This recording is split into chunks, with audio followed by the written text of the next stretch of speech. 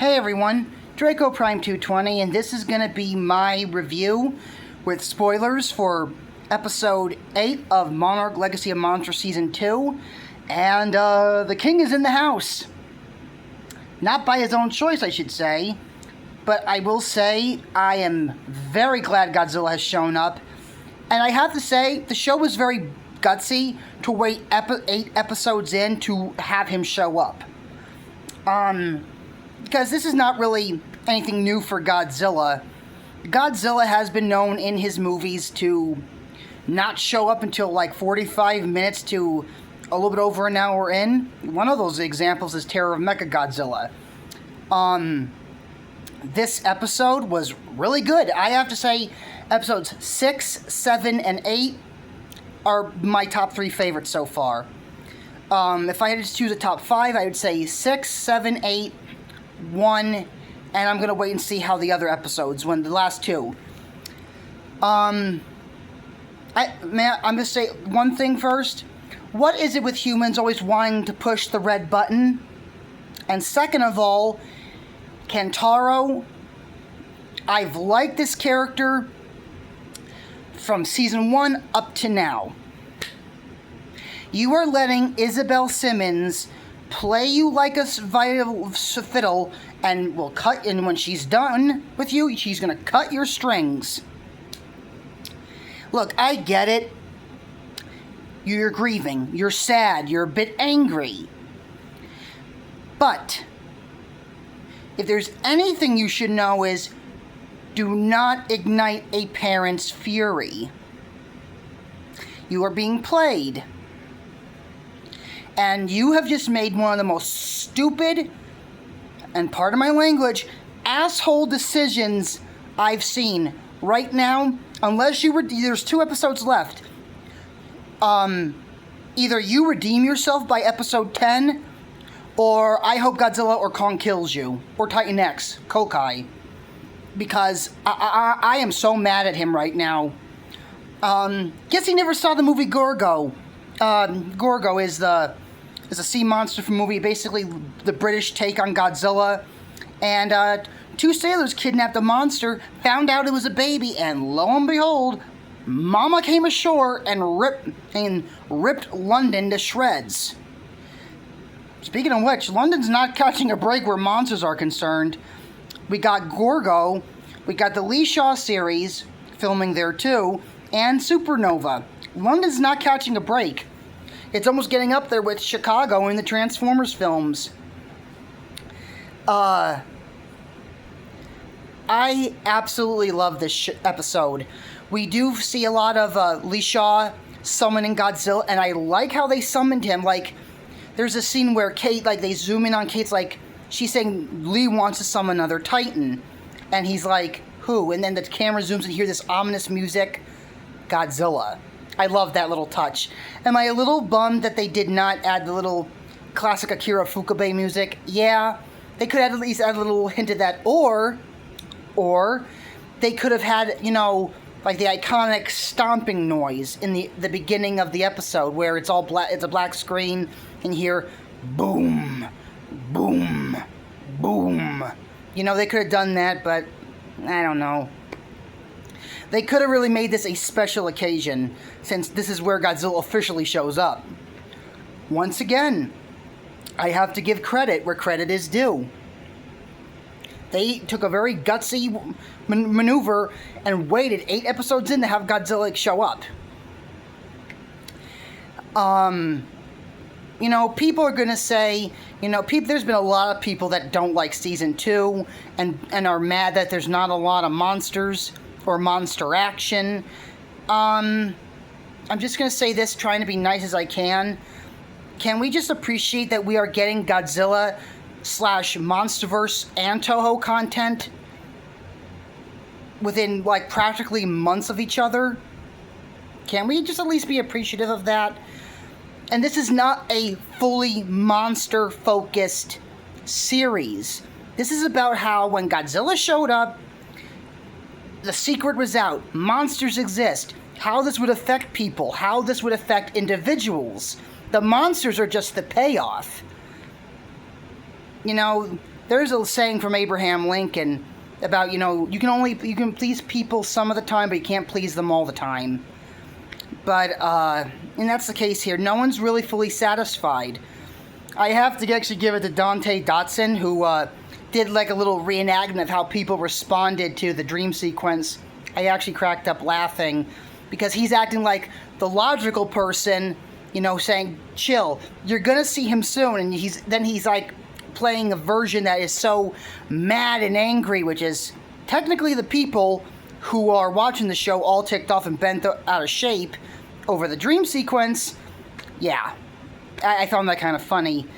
And probably there's a 50% chance Godzilla is going to show up in the Lee Shaw series. Because I personally think he's going to, because whatever this monster is that the Russians want to use to destroy the America, they're going to need someone tough enough. Whoever this is could be a very tough Titan. So they're going to need someone to show up and take him out. This episode also has really makes you feel sorry for Kokai, Titan X. I felt so sorry for her, and I loved her interactions with Kate. Like, at first she's all like angry, she's mad, but then when she realizes that it's who she's connected with, she calms down. I love how they humanized Titan X without actually making her human. Like, you saw this animal, and I do like how they added the animal traits. Like, for example, when she's like using her flippers to move the sand to get all comfortable, sea turtles do that. Sea turtles will actually do that when they get ready to lay their eggs. Godzilla's showing up when we see him sleeping, his eye opens. I'm like, he probably didn't get a lot of sleep. And the fact that Lee Shaw, now with Lee Shaw, I'm a little disappointed with him, but on one hand, I get it, but basically Godzilla, and even Tom says, Godzilla's not going to do something if he doesn't want to do it, because basically Godzilla's going to be like, you're telling me what to do? Right there. That's what's basically Godzilla would do. He basically say, screw you, I'm not doing what you're telling me, I'm no one's bitch. So, but then, yeah, the gamma rays were the bait to lure Godzilla in. So I'm like, yeah, that's also... But I actually felt bad for Godzilla because he was being tricked into a fight that probably, if under natural events, would never have happened. He probably would have been like, he would have possibly popped out of the water and basically signaled to Titan X, I'm not a threat, I'm not a problem, are you alright? And then Titan X could have responded and Godzilla would have been off. But this episode really shows the folly of humans. They want to push that stupid red button, and ironic, I'm wearing red today. That's weird, a little creepy. Because they were planning on having a fleet of shooting short-range nuclear-headed Tomahawk missiles. And I'm thinking, if this didn't work on Godzilla, what makes you think it's going to work now? All because you got more advanced in technology, you think it's going to have any different effect? No, you probably, with the new age weapons, you would probably give Godzilla a little power boost. That's probably what would have happened. But, I'm really mad at Kentaro. He is being a fool right now. He made a very stupid decision. Very stupid. I get it, he's mad, he's grieving, he's upset, he lost his father. But you do not mess with a parent's fury. Because if they take that egg, spoilers, she's laying an egg. And if they take it to a populated facility or area, do you really think Titan X is going to go down without a fight? She will tear everything apart to get to what is hers.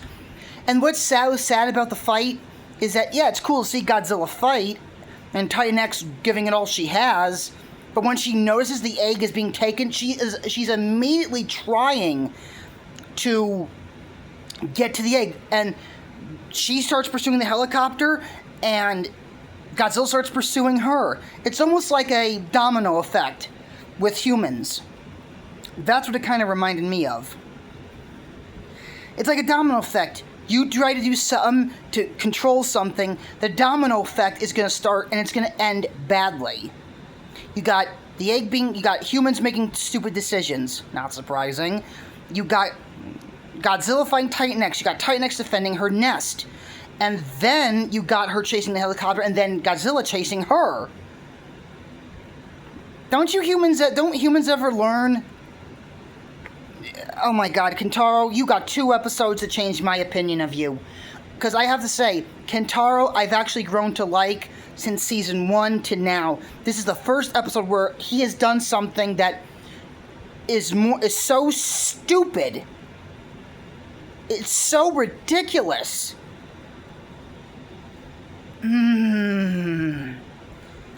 Because if he doesn't snap to his senses by the 10th episode, I'm sorry. I hope Godzilla stomps on him, or Kong, or Titan X. I'm sorry, because he just made a very stupid decision. And when Isabella's done with him, do you really think she's going to have any more use for you? Probably not. And like I said, Amber Midthunder was amazing in Prey. Here, I just want to... Man. If this Isabella Simmons was right in front of me right now, it's a good thing I was raised not to hit women. Because so help me, if... Oh, I go... right there, right in the chin, right there. This episode was really good. I love the interactions with the Titans. Once again, the human drama is really good. Now I'm also getting a strong idea of why Titan X is heading back to Skull Island. Because the synopsis for episode 9 has been revealed, where Lee and Keiko are going back to Skull Island to find Billy's lost portal. That's interesting. Does this mean we're going to get another John Goodman cameo, where he finds a rift? That'd be kind of cool, seeing John Goodman again just briefly show up. But I don't know if they will, I don't know. But, once again, the human drama and the monster action we get, top-notch. I am excited because we are getting close to the season finale, and we're going to see this potential internet-breaking surprise. I really hope it's not Mechagodzilla, because we already know he's already in the MonsterVerse, so I don't think it would make sense to show Mechagodzilla when we already know he's in the MonsterVerse. That would make no sense to me. And I don't think something we already seen in the MonsterVerse being shown again, I don't think that'd be an internet breaker, personally. But, yeah, this episode I have to give it a 9.5 out of 10. Good character drama, good interaction with the Titans, really good monster battle at the end. Wish it was a little bit longer, but it's short, but it's really sweet. It even reminded me of one of those VHS tapes covers for Mothra vs. Godzilla. It's like, because there was one where it was like golden and black, with Godzilla like hunched to the side like this, and Mothra like out in front of him like this, wings spread. But there was another one where it's Godzilla and Mothra fighting in the ocean near the beach of Infant Island. You see the natives raising their arms up like they're rooting for Mothra. That scene with Godzilla fighting Titan X on the beach kind of reminded me of that VHS cover, so that was kind of cool. I'm actually kind of wondering if that was kind of a bit of inspiration. We got 2 more episodes to go. This was a really good episode. Kentaro, please, don't screw up. Please, you've been doing so good. You made one heck of a fumble. And once again, loved seeing Godzilla. Once again, very gutsy that they waited 8 episodes to bring him in. And people, I'm not trying to be mean, but I just wish people would appreciate that we're getting a lot of Godzilla content. And Toho's even planning. They even said, we're probably going to get a Godzilla console game before 2028. So we got some things to look forward to. We got -0, we got Supernova, We probably will get part 2 of Shinjuku Burns, the little short film, part 2 of that short film with Burning Millennium Godzilla. We got a potential Godzilla game coming up for 2028. We're going to be, from now till 2028, I'll say, we're going to be eating good. We got the Lee Shaw series with potentially with Godzilla showing up. Oh, and another thing. One more thing before I go. That guy, Trisop, I don't know what his name is. The Jerk. I'll just call him the Jerk. And no, I don't mean Steve Martin's the Jerk. He gets a very brutal death. It really reminded me of Godzilla 1984 when the army is firing Godzilla and then he breathes his atomic breath. And you actually see the blast, seeing the soldiers affected by the blast of his radiation. They get vaporized. Nice little callback, or a nice little homage to that scene in '84 in the '84 movie. That was pretty cool. But I'm like, couldn't happen to a better person. So, yeah, this was a really good episode. I am very excited to see how this wraps up with the last 2 episodes. And one more thing. If you enjoy it, enjoy it. Everyone is entitled to their own opinions, but just don't let the negativity deter you from enjoying something, okay? So, yeah, that's it for today. The king is in the house, and we're going to be wrapping up in the next week or so with this season, and can't wait to see what else the Monsterverse has in store for us. So until next time, I am Draco Prime 220, signing off.